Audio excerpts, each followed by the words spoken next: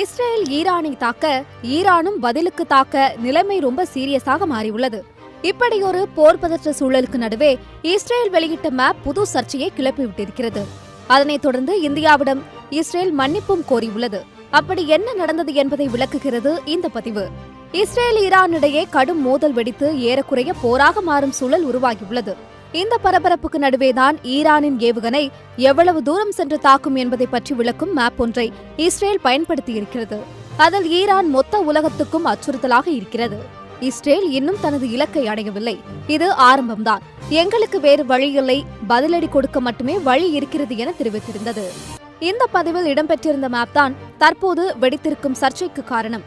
ஏனெனில் அதில் இந்தியாவுக்கு சொந்தமான ஜம்மு காஷ்மீர் பாகிஸ்தானுக்கு சொந்தம் என்பது போலவும், வடகிழக்கு மாநிலங்கள் நேபாள நாட்டுக்கு சொந்தம் என்பது போலவும் சித்தரிக்கப்பட்டிருக்கிறது. இஸ்ரேலின் இந்த செயலுக்கு இந்தியா தரப்பில் சரமாரியாக எதிர்ப்பு